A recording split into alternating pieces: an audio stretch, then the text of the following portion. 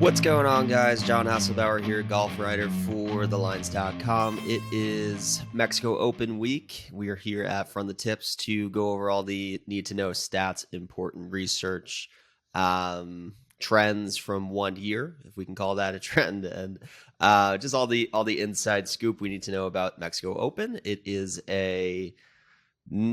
not a prominent week. It's definitely not a designated event this week in Mexico. And really everybody who had a reason to not come to this event has not come to this event.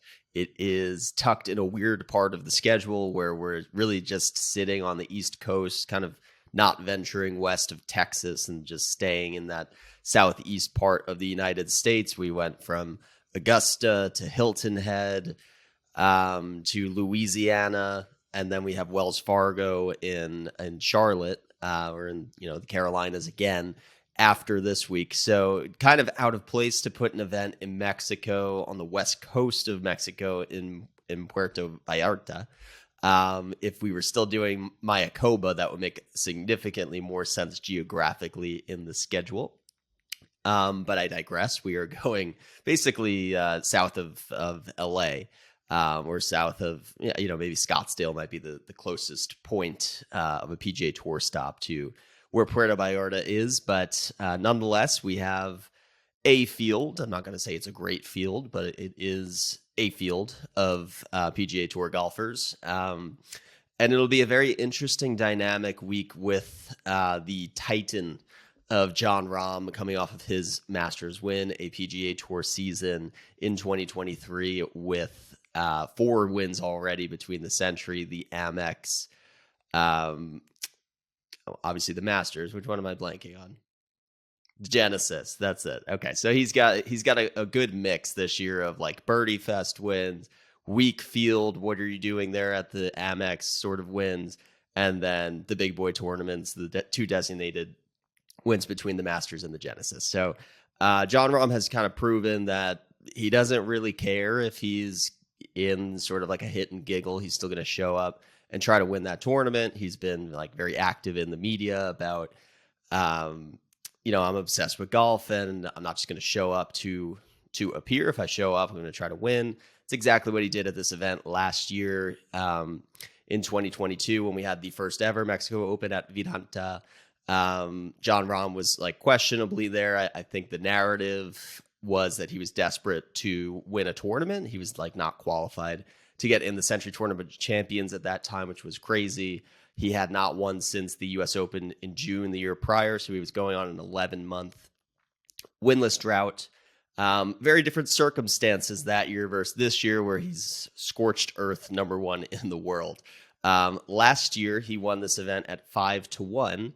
And this year he is opening at half that number, which is hard to believe, but also very believable. When you think about what price would you put on Jon Rahm, the defending champion, the world #1, the 4-time winner on the PGA Tour this season in hot form, who, oh, by the way, fits this course absolutely perfectly. He's a bomber who hits his long irons better than anybody in the world. And it's not even like this birdie fest where like random, hot putting can like spike you to a win. It's actually like a lot of demanding long iron shots that kept the winning score at about 17 under last year. So Jon Rahm is a deserving favorite, and we will get into all the things you need to know about this course, which start with like, should you just fade Jon Rahm and hope for the best, or should you bet some each ways, bet some winner without markets, all that good stuff. So we will get into that. Before we go any further, make sure you are subscribed to the Lines YouTube channel. You can hit that ring below in the description here. We've also got links to all my articles on thelines.com, all there for you. We also have links to the Discord channel, which as always remains active. Had some good sweats in the placement market last week at the Zurich Classic, although we didn't ultimately land on Davis Riley or Nick Hardy, who are both withdrawn for this event, which is too bad because both of them would have been nice competitors. Speaking of the Zurich Classic, I want to just take a quick look back at the week that was there. We had some decent sweats, I would say. I mean, Aaron Rye individually just continues to feast on the first round of golf tournaments. He came up one stroke shy, almost single-handedly with partner David Lipsky. I'm pretty sure Aaron Rye shot 9 under on his own and got help on one hole from David Lipsky. And then when it came to the 18th hole, they needed a birdie for what seemed like it was going to be the outright first round lead. Ended up that it would have chopped, and Lipsky couldn't hit an 8-footer for birdie. So he did absolutely nothing, which is very frustrating when they came out so hot. You got a par 5 to finish on. That would have made a week with no outright feel a little bit sweeter if we were able to get the first round lead. But in any case, I think Aaron Rye has stepped up to the task of replacing Sebastian Munoz, some of the biggest first round leader shoes to fill. And he's done it with an outright first round lead 2 weeks ago, almost getting it done last week and chopping it at the Farmers Insurance Open. So he is in the field this week. That means that I am definitely betting Aaron Rye first round leader. It's really strange why he cannot get it done after the first round, but that man is dominant in round 1. So that was one of my big takeaways from the Zurich Classic. Otherwise, I think, from an outright perspective, a lot of my guys kind of fizzled at the end. Sahith Theegala, I had in the top 10. Sahith and Justin, so I had them top 10 last week. They were top 10 with 2 holes to go, and they went bogey triple. So that's tough. That's not what I really. That's not what I needed in my placements. But that's how it goes sometimes. I think the process has been solid. The prop bets have been pretty good, and even for a week like Mexico Open week where you have a prohibitive favorite like Jon Rahm. It's still a really good opportunity to get those placement bets right, because if he wins, there's still 19 other places that could hit for a top 20 bet. So I am going to be looking very closely, paying a lot of attention to the value in the placement market for the week ahead this week. Also last week was Live Adelaide, and I don't typically talk too much on Live because I don't watch it. I don't have access to CW, and apparently you have to pay for the Live app now, which I'm just not going to do on a tournament that takes place at midnight our time when the going really gets to the good stuff. I'm pretty sure Taylor Gooch won at like 4 a.m. Eastern Standard Time. So I want to give props to Liv, because one of their big bets that they made was that they were going to win the Australian market, and I think that makes sense for a lot of reasons. One, it's Greg Norman at the helm, one of probably the greatest Australian golfer of all time, the biggest face of Australian golf there was, and really put Australian golf on the map and inspired a next generation of Cam Smiths. Maybe, he's not too much older than Adam Scott, but Adam Scott's probably that next generation, Jason Day, these other Australians who came up behind him. And saw him, win a major championships and play in the States and come over. So there is a rich history of golf in Australia, and the PGA Tour really neglected that market. We used to have the Australian Open. It was kind of in this in-between part of the schedule where it needed to be, just because of the travel associated with getting from the States to Australia. It's kind of hard to just do one event and then come back, and there's not really anything else that close to Australia that would justify doing an international swing. So for a week-to-week tour, it's logistically very hard to have a presence in Australia. So, and as we're probably going to see, I haven't looked at the ratings for Live Adelaide in the United States market. I would imagine they were very low.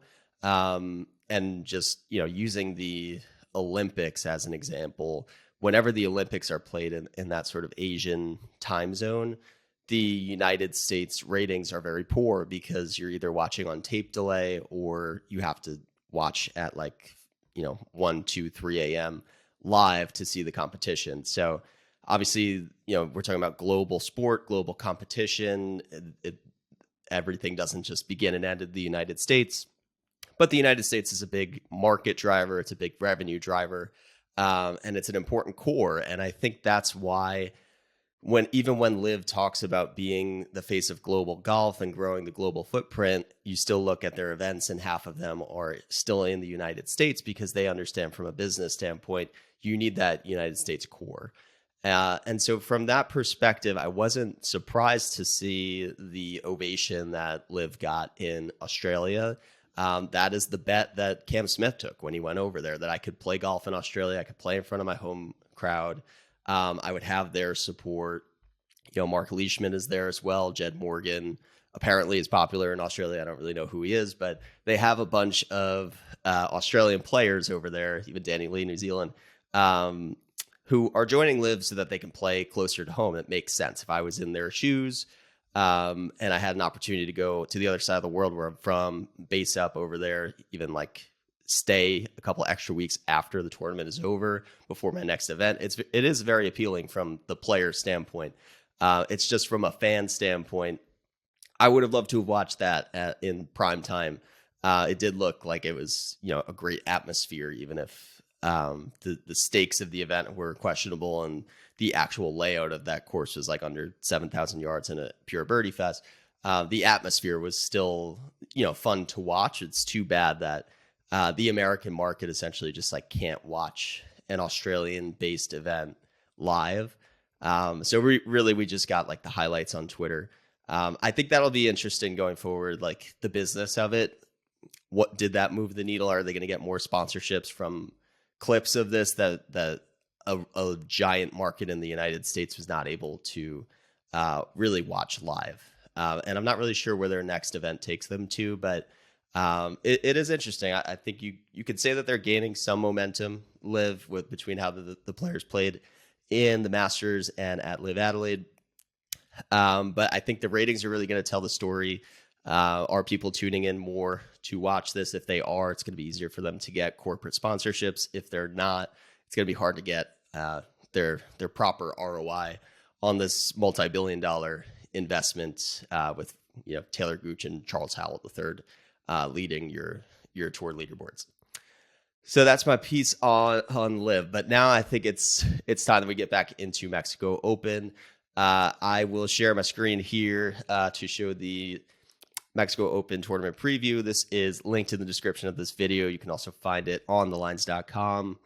You can find it right here under Odds Golf, and it will be updated to have the Mexico Open there by the time this video posts. So make sure you check that out. You can also find it on my Twitter at PGA Tout if you're looking for it that way. So this week we have Mexico Open at Vidanta. This is the second year of the tour traveling to Puerto Vallarta. Things we need to know about the course. It is long. It is a par 71, but it has 5 par 3s and 4 par 5s. So only half the holes are par 4s. Par 3 scoring is going to be a little bit more important. A lot more long range approaches from 200 plus this week, particularly from those par 3s, but also some long par 5s. I think one of the biggest things that stood out to me, and I'm going to go to the odds page here that just shows the scorecard for Vedanta, and you can see it's 74-56 at 71, and it's past Palam. One of the things that stood out the most to me is the par 5s. So there are 2 par 5s at 603 and 637 here. When I was trying to handicap this for the first time last year, I thought this was going to be a Corrales situation where nobody's going to be able to reach these 600-yard par 5s in 2. So in theory, it actually opens up the playing field for the shorter hitters because everybody's taking 3 shots to get there. That is something that is like a big edge to understand at Corrales, that it's not actually a bomber's course just because the yardage is long. When the par 5s are too long to reach in 2, it takes the distance advantage away. Interestingly enough, that was not the case at the Mexico Open last year. Bombers were able to get it to go 600 yards in 2 shots. I don't know if that's from a helping wind. It's not from an elevation change. And it's really not from the firmness of the course. So I have to imagine it's from a helping wind, or maybe just this past Palam is easier to go like a driver off the deck from. I think that could be a piece of it.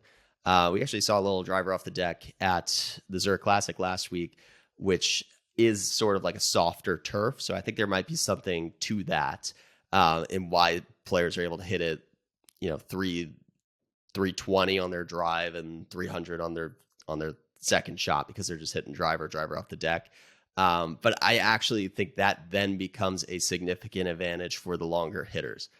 Jon Rahm was getting on the 6th hole and the 12th hole into Cameron Champ was doing the same thing. So these like top 10 in driving distance, particularly players, those guys are actually really taking advantage of this course, because an average driving distance player has to get there in 3, and all of a sudden it becomes much more difficult to make a birdie or even make an eagle. You're not even going to have a legitimate eagle opportunity when you're shooting your third shot from like 100 yards out.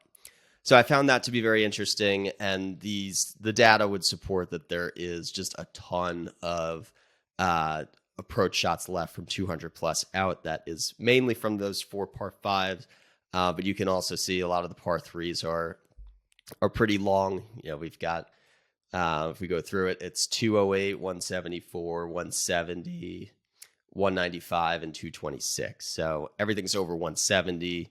And 3 of them are 195 or longer. So definitely going to need your long irons there. They'll move those tee boxes around as well. There is one drivable par 4, the 7th hole, the 297 here. That's actually a very interesting hole. Rahm got in a little bit of trouble there. Last year, he got like a very fortunate bounce, as he somehow always tends to get, or a favorable ruling. I remember thinking like, oh, wow, maybe my outrights have a shot here because Rahm hit it OB.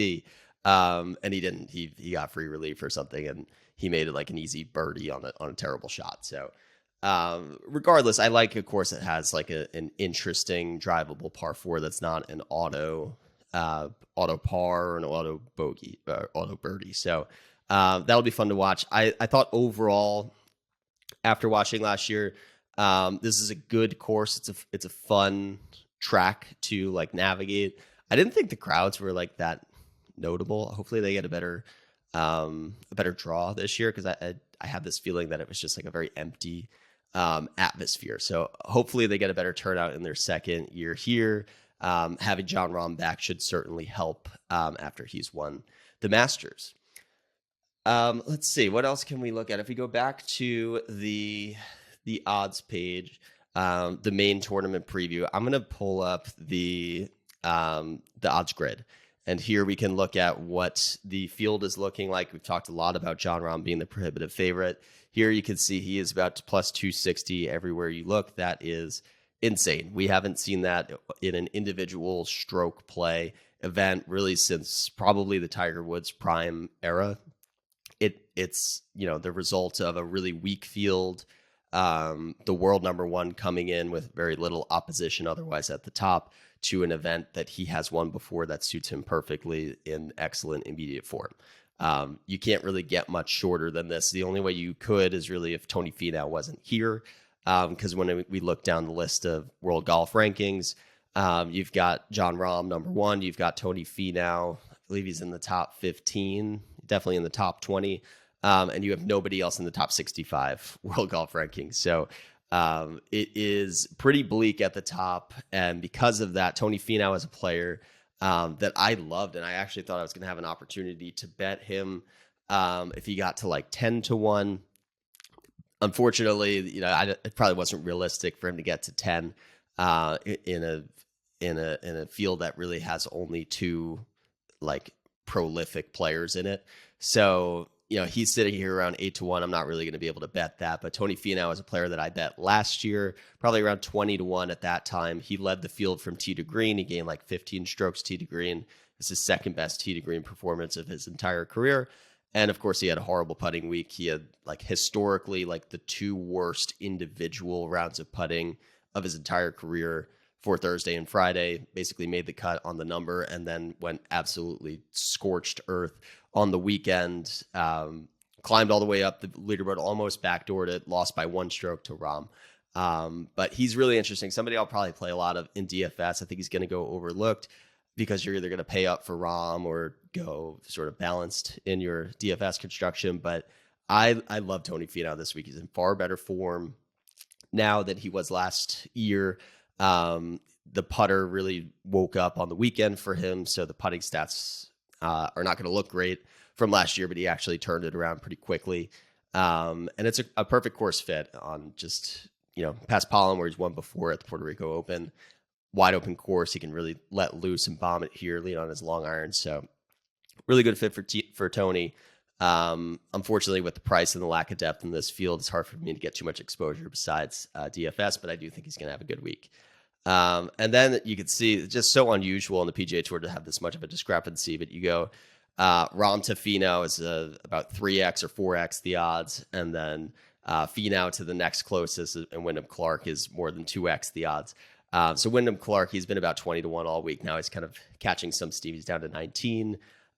He's essentially solo third on the leaderboard, and then you get the jumbled Woodland, Højgaard, Rogers is sort of your next tier of sub 30, and then on McNeely, Hostler, Jaeger in the 40s. So it's ugly. There's not a lot to get too excited about when you really scroll whatsoever past this point. But that makes it an interesting week to approach from a betting standpoint. I'm going to now shift over to my spreadsheet, show the model, and show what we're looking for this week. So let me zoom in on this. I think just to summarize what we're looking for this week, I think you can go very simple with this. We only have 4 rounds to go off of, so it's hard to make a very specific model and know exactly what you want to look for. But broad strokes, it's proximity 200 plus, it's driving distance, it's performance on comp courses, particularly windy ones. And then I just always put strokes gain approach in here, but it's a second shot course. It's very generous fairways, so about a third of the approach shots are going to come from 200 plus, but that means that 2/3 of them will come from inside that. So a lot of talk will come from 200 plus. That's where you're going to separate, but you do need to be a good all around approach player to have success here. So looking at the model this week, it is Jon Rahm and Tony Finau 1-2. If that's not in your model, I think you need to run it again because they are head and shoulders ahead of everybody else in this field. Number 3 is Wyndham Clark, so that is staying consistent with what we're seeing in the betting board. That always is nice validation that we're putting in the right inputs to compose the model. Patrick Rogers is somebody that I bet last year, coming up back-to-back top 20s, good fit for this course. A good contender this week. I think he's worthy of being like 30 to 1. For me, that was a little too short, knowing that we've kind of seen what he does when he's in the mix of these tournaments. He had, one hand on the trophy at Valero, and he really handed that back over to Corey Connors. So I'm probably not going to be there from an outright perspective, but somebody I'll want a little bit of exposure to in DFS. Ben Martin continues to play well, particularly on the coastal courses. He doesn't really have the driving distance. So you can see 101 here that I'm looking for, but that makes him a nice little contrarian play, again, for DFS. Eric Cole continues to pop in. I don't know why I have emojis popping up. Eric Cole continues to pop in the models, which is interesting. He's not somebody that really jumps out to me, but perhaps a value play. Matt Wallace is somebody that I'll continue to go back to after winning at Corrales. There's very similar characteristics here as a long, windy coastal past Palm course between Puerto Vallarta or Vidanta Vallarta and Corrales. So I think that, Matt Wallace is only 3 starts removed from winning that event. I think he could put on a similar display here. Lanto Griffin, interesting at number 8. Davis Riley was 9, but is not in the field anymore. So Joseph Bramlett and Gary Woodland round out the top 10 this week. For me, I just see a lot of drop off after the top 10 to 15 players. So when I approached this from a betting perspective, and I'll filter it by my final outright bets, I didn't build a long card. I wanted exposure to the top of the board, and I couldn't really get there with Rahm or Finau. So naturally, I just took the 3 next best players which you're able to do in a field like this, in a structure like this. So if this was, let's say, the Masters, for example, and you wanted to bet the third, fourth, and fifth favorite that week, you'd be betting probably that would be like Rahm, Cantlay, and Xander or something. You probably would be overexposed with all three of those guys being like 16 or shorter. So it's just interesting that you can do that this week just because all the win equity is kind of soaked up with Rahm and Finau. I think there's a little bit of value there to exploit. So Wyndham Clark still chasing his first win. He was the first name I clicked on. I got him at 22-1.